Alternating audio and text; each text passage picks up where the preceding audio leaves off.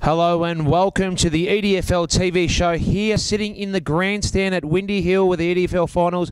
I'm Matt Pillios, EDFL Board Director, joined by the EDFL Senior President, Mr. Brett Scott. First time ever this year. Brett, welcome to EDFL TV. Yeah, look, thanks, Matty. And we're here filming the web show at Windy Hill, where we've seen many great A-grade grand finals and B-grade grand finals over the years. And just a helicopter flying over then, Matty, just reminisced about the Craigieburn-West Coburg grand final from about 6-7 years ago. So this is where all the action happens late in September. Yeah, definitely. And just getting a feel for it, Brett, it's probably 10 years ago to the date. We were speaking about it just before the show, where you and I sat and filmed the first ever TV on Channel 31 late in 2003. Yeah, look, it did, Matty. It was an initiative started up by yourself and supported by the board, and it doesn't seem like 10 years ago, Matty. And when you had a youthful KD, I think it was about 45 years of age KD back in those days. Yeah. And Ian Denny, who's over at St Albans now. So we've come a long way, and all credit to yourself, Matty. And we've had the product on the field to support the television show. So it's been a great initiative, and hopefully with what we're doing now and in the future will only enhance the product even more. Yeah, definitely. And look, you've been a big supporter of the media. There might be some big things coming, and we're going to speak to you about some big issues. And that's why we've got you on the show this week. We really appreciate your time, Brett. Yeah, look, for sure, Matty. It's been an interesting 6 months I've been since Ian stepped down and I took over the position of chairman. And there is a lot happening off the field, and we could see more changes in the next 18 months than we've seen possibly in the last 20, 25 years in the EDFL. And hopefully, like all changes, we want to see a better product from the result of those changes. Yeah, definitely. Look, we'll go a bit of a wrap-up from last round, Brett. Division 2, some big results.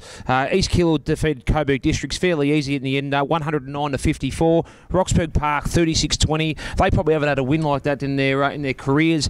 Defeated East Sunbury 6-8-44. Killua Park very convincing over Chicanahu. That's probably just their first down of this year, but 16-19, 115, 96 points at the end of Chicana 19. And Hillside, the match of the day, which was live on the radio, 13-12-90, defeating Moonee Valley 49. Moonee Valley, the only side to defeat Hillside earlier this season. So some big results. And what did you get out of Division 2? Well, obviously Hillside are the benchmark, Matty, after that result on the weekend. You hear a few rumblings out of Moonee Valley. Things just want to tape it off a bit. But I think it's been a great decision by the board a couple of years ago to introduce 3 divisions. That was one of Ian's things he was hell-bent on getting through, and he did. And it met with a lot of displeasure. But I think it's been proven it was the right step to happen. And I think now, even as you said, Roxburgh Park could be a side. East Killua is just coming into some form in the second half of the season. I thought they were a bit soft early in the season, but they've come really to the fore. So they could be the real challengers for Hillside later in the year. Yeah, Roxburgh Park and East Killua are really made the division exciting, and both of those results they're coming home strongly. Moonee Valley,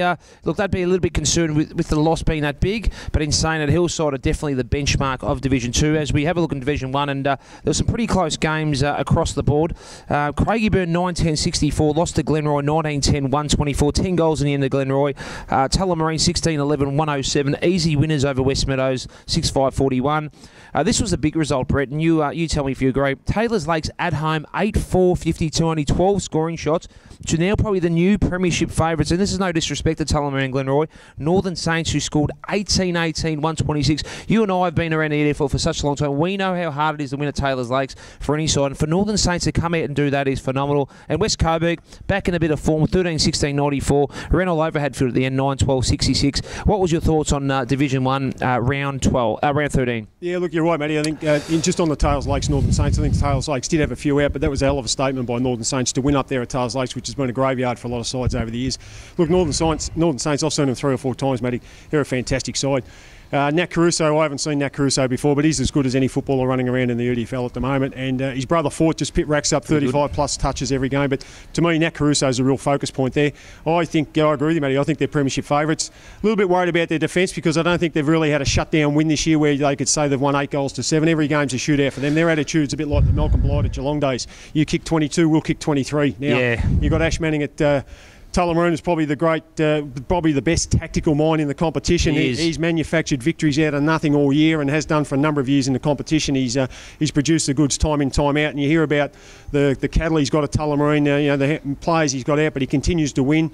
They had a shootout with Northern Saints and just lost. They've had a couple of lockdown wins against good sides. So I think Tullamarine and Tullamarine and Northern Saints to me are the sides at the moment. Glenroy, again, I just still think big ground, no real small crumbing forward that's going to hurt them, I think, here on the bigger grounds like Windy Hill. And Taylors Lakes, These injuries they've got, will they come back? That's the unknown question. Yeah, mentally, Taylor's Lakes, could they really recover from that sort of defeat against Northern Saints? In the end, too, it was 36 scoring shots to 12, so a phenomenal win to the Northern Saints. And another thing, too, Northern Saints, 16 or 17 Lebanese background players, and it's the Ramadan Muslim fasting at the moment where they can't eat or drink during the daylight. So potentially a dozen or so of their footballers weren't even able to eat or drink pre-game, which just makes it even more of a massive effort. Well, it does, and I think I read somewhere where they're averaging 35 shots for goal a game, Matty, which is phenomenal. So if you let a side like that have 35, probably one drawback, they don't have a lot of tools. They have one ruckman they go with. They've got a lot of sort of ruck rover type players, 6'1", 6'2", that run all day all over the field, and they pinch hit in the ruck around the ground. So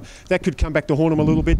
They don't have a target going in deep. If they have to kick long, they've got to keep the ball down a little bit more at ground level. But as I said, led by Nat Caruso, he's an on-field leader. So again, come finals, he's got to put his faith in the bench. But look, good signs for Northern Saints, Matty. I'm very impressed with how they're performing so far. Yeah, it's unbelievable. And bottom two, Craigieburn and West Meadows, only 9 points separating them, both on the same points. That's going to go down the wire who gets relegated. Yeah, look, it was a big game 2 weeks ago when Craigieburn touched them up. Touched up West Meadows. West Meadows have been going well. The juniors are in a healthy state down there, led by a new president, Peter Neal, who's got things running smoothly off the field down there. So, look, if they can just get another win there along the way, because I think the percentage may hurt them towards the end of the season.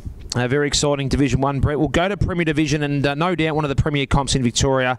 Let's be honest. Marynol Park, 125 in a close one versus Duda Stars, 15-4-94. In saying that, 30 scoring shots to 19. Strathmore, 14-5-99.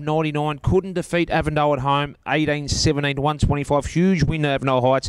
Oak Park, 9-11-65. Lost to Airport West, 22-17-141. And Aberfeldy, 18-13-121, defeating Hill 9-5-59. And the other one was Pascoe Vale, which you saw this game, 12-7-79, losing to Greenvale only by a goal. Pascoe Vale, 9th this year, losing to the top spot Greenvale by a goal, 12-13-85. Former premiership coach for 2 years, Dennis Bicer, kicked the winning goal as well, just to break the hearts. If he didn't break the hearts pre-season when he left to go back to Greenvale, in front of their fans, 35 metres out on the boundary, he, I think the score was a level, late in the game, he's put the sealer for Greenvale and just shocked the hearts again, once again. And unbelievable game, and you saw the first half. Yeah, look, I did, Matty. I saw the first half and I walked away at half-time thinking Greenvale had Pascoe Vale's measure, because they're just a physically bigger, intimidating side. I personally think they overused the football a little bit too much. They had, as I said, they had Pascoe Vale for size all over the ground. Shinners was a huge focal point down front, and on a small ground like that, they just gave Pascoe Vale too much time to push back into defence and clog the game up. And I thought Steve Paxman coached very well. As I said, they were undermined strength-wise and height-wise, but they played a game that zigged and zagged it around the ball. They kept it low. They went short all the time just to try and upset the bigger bodies and the height from Greenvale. So I think Anthony Rock would be a little bit disappointed in that performance. I hear they did have a few out, but they still had enough class on the field, I thought, to probably just eke out a bit more convincing victory against Pascoe Vale. And Avondale Heights at Strathmore, in my opinion, one of their most important wins in the recent times, the Avondale Heights Football Club. They won a big one against Greenvale a couple of years when they weren't in contention, but this one, for an 8-point game, really for third or fourth spot. Strathmore, despite their form, they're dooring back Grimer and Little, all three playing for the first time this year at home, where it's a must-win for Strathmore. Avondale gone there and got the chocolates in outstanding fashion. Yeah, look, I caught the second half, Matty, and just there wasn't a great feel around Strathmore. I caught up with a few of the guys on the from their committee, and John Elliott had a chat to him at half time, and it was a bit of like they've already put the cue on the rack for season 2013, and it's just move on and look for next year, which was disappointing, because they were well in the game at half time. Avondale got away in the third quarter, and then Strathmore came back in the last, so they were well within reach. Again, I've seen Paddy Rose and Avondale Heights probably 3 or 4 times this year. They give Paddy Rose too much room to lead into. No one's prepared to push back into space. They leave an arc up in front of him about 30-40 metres. He's quick off the mark. He takes a good mark, and he's a beautiful kick for goal. But they're giving Paddy too much room to move into, and that's a no-no. Either the halfbacks have got to drop across, or maybe the midfield's got to push back a lot quicker into the space for Paddy to lead into. But Avondale look going along nicely. Another unsung hero for Avondale Heights, I think, has been Stephen Tiller down back. He's been the tall option down there. Really good. So they've got a couple of bookends in Rose and Tiller. Again, they might get hurt because of a lack of a ruckman, but they're pushing on, and looks like they'll sneak a spot in the Final Four, which would be great to have a few new faces up in the finals. Yeah, you and I will be selecting with the coaches the team of the year, and no doubt Tiller and Rose are two certainties for the top 18, that's for sure. Yeah, I think so, Matty. They've been great acquisitions, and Stephen Tiller's a bit of a journnijourneyman, I think, from Footscray over to Adelaide and then up to Cora Rutherglen and now back down at Avondale Heights. So he's doing a good job. And look, Sadi Ghazi, it's interesting the quality and experience in some of these coaches, and we've got some ex-AFL coaches which I believe probably do complicate things a little bit more, information overload. You listen to Sadi, he's very basic, he has very few instructions, but he just keeps hammering home the basics, and his team's following the basics to the letter, and the results are being proven there at the moment. And as we said, massive loss, great game before, well done Avondale Heights, and now that third spot, Airport West, going along very nicely. They're doing really well. Got a bit of percentage on Oak Park. Get that big win with Oak Park. Maribyrnong Park and Avondale Heights all locked on the 8 wins and 5. So from a present point of view, it must be very exciting to see how healthy Premier Division is this year. Oh, look, there's no doubt, Matty. I think you throw Strathmore just dropped off the pace on the weekend. Keilor thought this season was alive for a lot longer. So we've had a number of sides that were possibly pushing for that 3rd and 4th spot, given that we've had the 2 standout leaders. Maribyrnong Park, Matty, I'll tell you now, I think they'd be very happy with their season down there. No matter what the outcome is from here on in, I know they'd love to play finals, but to me at the moment, Brodie Holland would be have his one hand on Coach of the Year award for me in the EDFL, because to be able to do what he did after the mass exodus of players and mould the group he's got there, supposedly no names, into a very competitive unit, I think, and he's led from the front on field. He's been outstanding this year, Brodie Holland, and I think under Stewie down there, the new president, I think they'd be very happy with the year they've eked out for themselves down there. Yeah, they went through a lot of pain, didn't they, early on, but his form on field and off field have been sensational, Brodie Holland. I know he worked very hard off season, and they're a very good story, but Airport West is very exciting as well. That must be a good feeling for yourself as well, as to see them be so successful first year up. Well, it is, Matty, and people talk about Daniel Harris, Marcus Kenny, Gavin Urquhart, these type of players, but if you actually have a run through their list and have a look at blokes like Tony Fulton and Guy Barbudo and Ricky Crusoe, and all these guys, they're I won't say B grade players, but they've been with Airport West for the long journey, and they've spent a lot of time down in B grade, and they were part of their B grade premiership, and these are homegrown or EDFL players, so they just haven't had a mass influx of higher profile players to a degree. They actually probably lost more than they gained with Michael Martin and DeLuca and these blokes moving on. And, Wiggins too. And I think again it's a credit to Adam Contessa down there with the job he's done. Well, him and Torrance could probably go down as the president coach duo as well. Have done extremely well this year. Oh, there's no doubt. And look, and don't get me wrong, be able to slot Urquhart in after round 3 or 4 is a great pick-up for any club. But I think it's a credit that they've been able to step up and make such an impact in the competition. And it helps when you have like Fulton's a tall down back, and you've got big Kenny down forward who's a big figure to kick to. So exciting times for both clubs. Definitely. Okay, that was a good review of the first 3 divisions. Let's talk about some topics with you, Brett.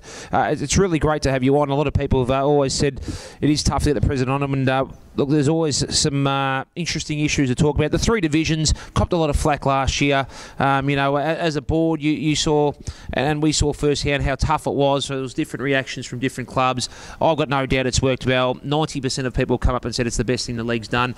How's your thoughts 12 months into the 3 divisions? Oh, look, Matty, let's backtrack probably 12 months prior to that, and I think everyone agrees that it's the right result. We as a board probably didn't sell the concept enough in the right manner to the clubs. We probably didn't involve the clubs enough. I think if we would have done that from day one, I think it would have been accepted from the start. And as you said, I think it is accepted now. You look at the margins, or the average winning margin in Division 1 now is 46 points. Last year, the average winning margin was about 97, 98 points. Yep. You look at Division 2, the average winning margin down there is 47 points also. You look at Premier Division, the average winning margin there is 41 points. So I think across the board, we've got more competitive games on a weekly basis, which can only go well for the clubs out there and the crowds that they're trying to attract, that actually go into the game thinking there's going to be a contest each week. Admittedly, we've got 2 new clubs in the competition, Coburg Districts, who are technically not a new club, but new back into the EDFL from the Western region, and we've got East Sunbury. It was always going to be tough for those 2 sides, and I think East Sunbury, for an example, now they're kicking 6-7 goals a match, Matty. They're having 15 to 20 scoring shots, and I think there's progress there. I mean, it's going to be tough for them, but it's the start of a new era for that club, and a new their history and all that. So, look, I think across the board we can, with the probably expansion of the league in the coming years, we've got a division now that we can slot sides into, and they can feel a lot more comfortable than having to be thrown against some of the bigger heavyweights of the competition.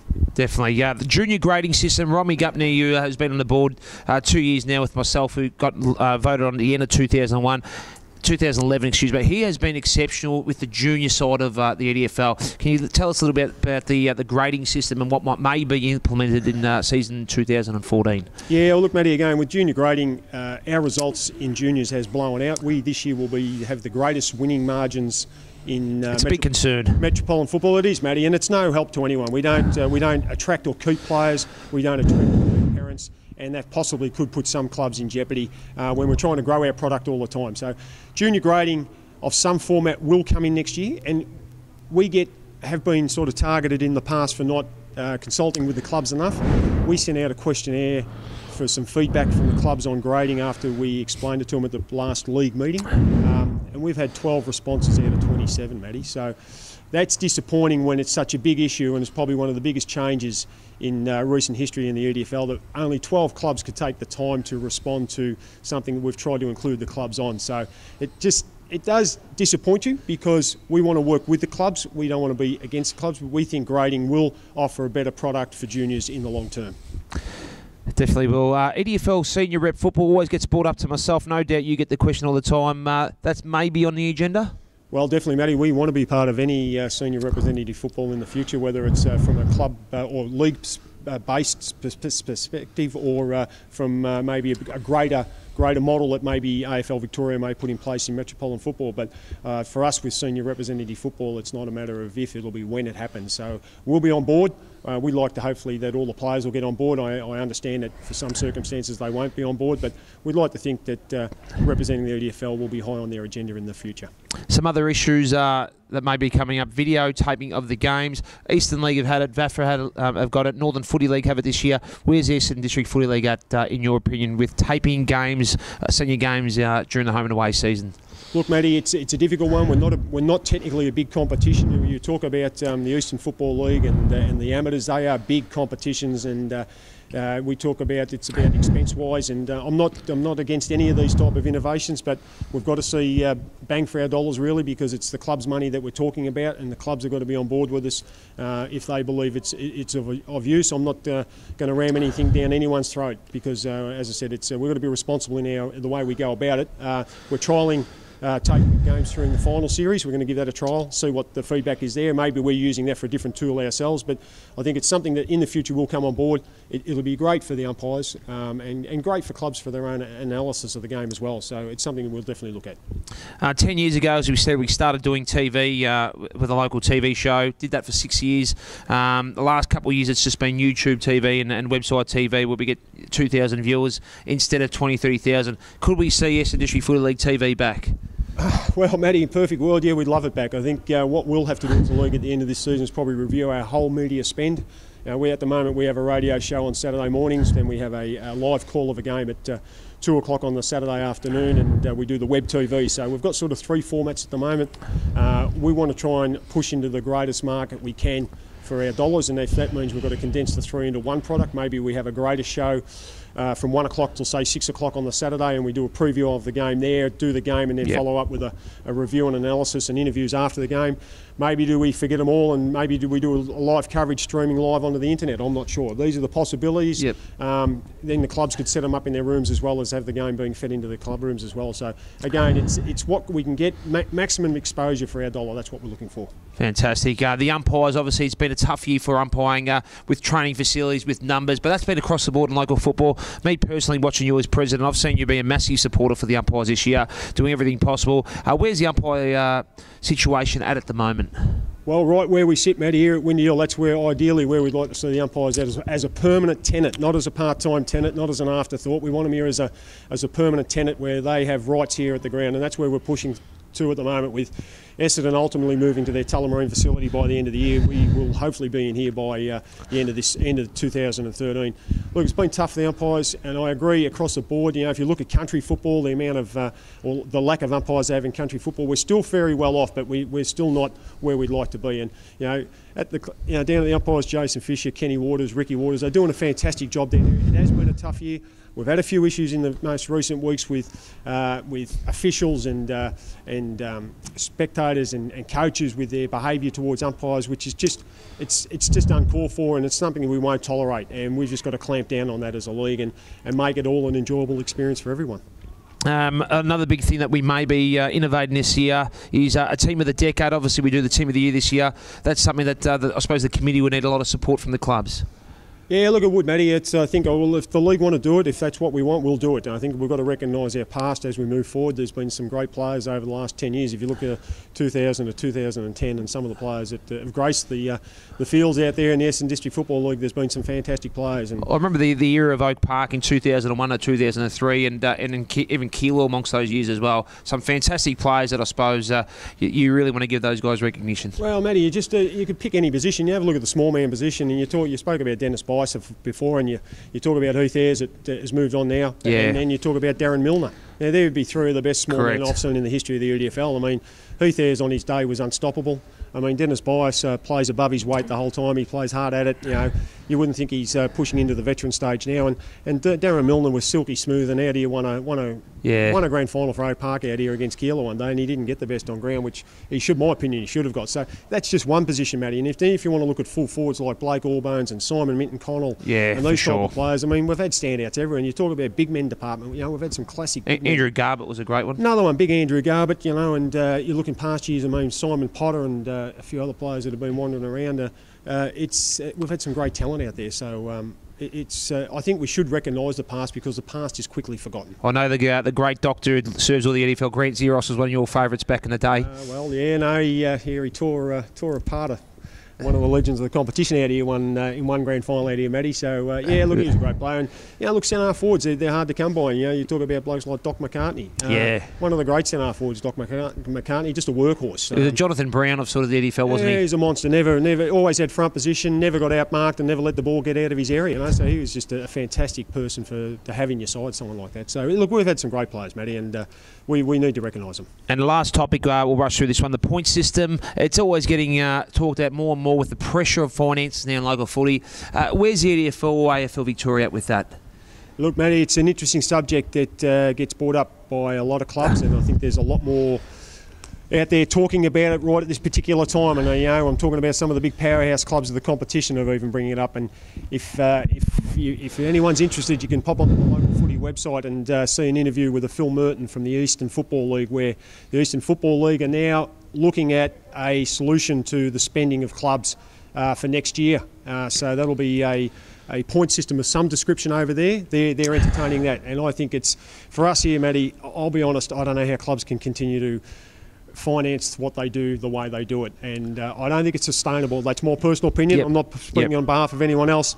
In perfect world for me, Matty, if we could halve the costs of clubs, I think it'd be a much more enjoyable place, because the one person we are losing more than anything else is the volunteer.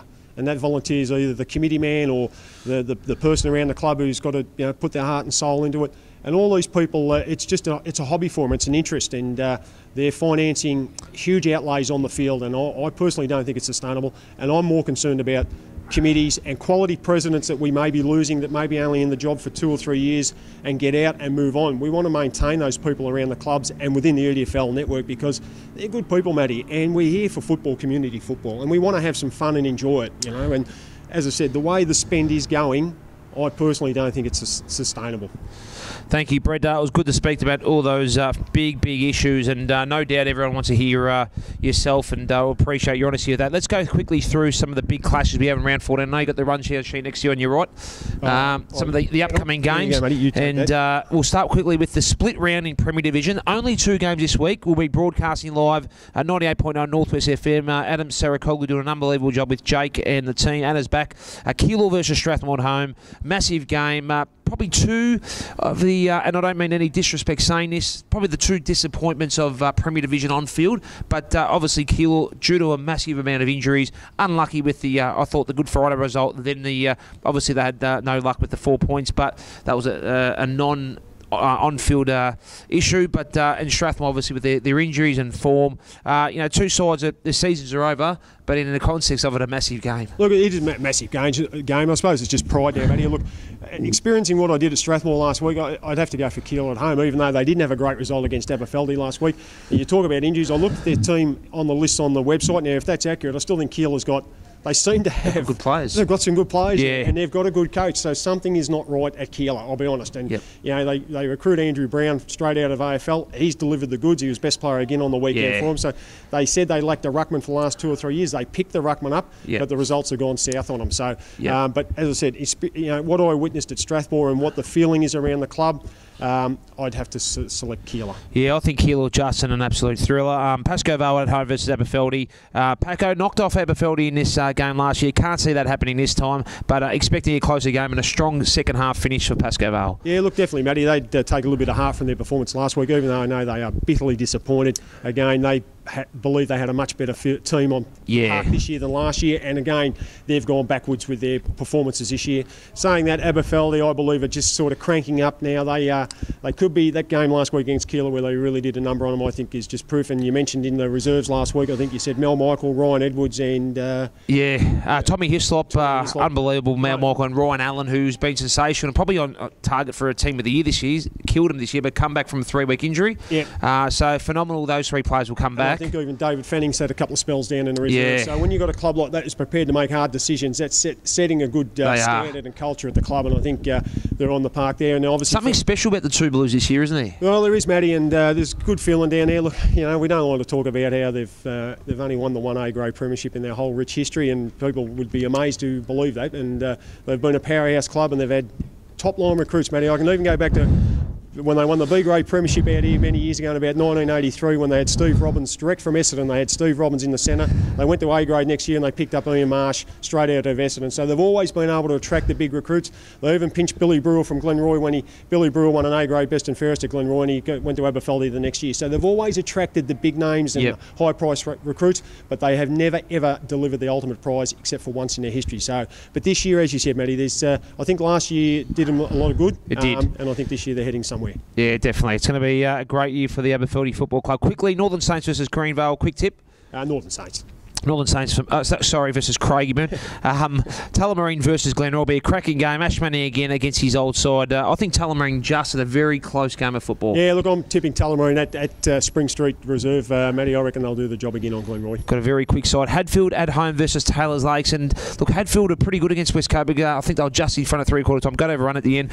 Taylors Lakes will need something special to bounce back. And look, Hadfield could nearly get a huge upset win here over Taylors Lakes. And this would really hurt Taylors Lakes mentally. Well, yeah, it would, Matty. I just think it's a nothing game for Hadfield now. They're safe from relegation. They're sort of, I know they're playing in some between kids, but I think they'll drop those kids back to the 16s and 18s now and prepare them for their finals down there. So I still think Taylors Lakes will just get the points there. Yeah, Taylors Lakes just for me. And West Meadows at home versus West Coburg. I can't see him beating West Coburg. West Coburg are in a bit of form. I know that Neil Taylor and Dave Glowry have, in that they're disappointed with their year so far. They acknowledge that they had a few young kids that have gone to Coburg this year, so they were expecting them to step up, and they've come back and played a game or two and delivered the goods, especially against the game against Glenroy over there at Shaw Reserve when they knocked them off. But I believe they'll get the points this weekend over West Meadows. And in Division 2, Coburg Districts at home versus Keilor Park. Is this Coburg District's last roll of the dice? The big fella, one of your favourites on the panel, Big Tarek Magani.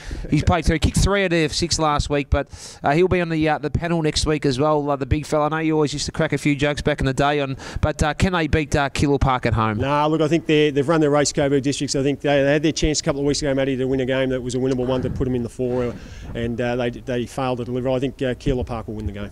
And tipping against your old friend Ron Rooney, senior coach, who did a very good job on the TV show last week. Well, Matty, if you want a different subject, I reckon you get Ron Rooney on with Paul Harrison, and they can talk about their former clubs. But you need about 3 episodes. There's not many clubs they haven't played for in the EDFL. And Harrow doing a wonderful job coaching his son at the under-16s at Maribyrnong Park as well, which I think are on top. So, 2 very good coaches over the journey. East Sunbury at home versus East Keilor. East Keilor too easy, but East Sunbury again will be good. Yeah, look, they will be, but I think East Keilor could be the side, Matty. They're just starting to come into some really good, consistent form, and they've taken a few scalps with them along the way in the last few weeks. So they'll be the ones I think Hillside will be looking over their shoulder at East Keilor. Definitely. Jacana at home versus Hillside. Hillside for me.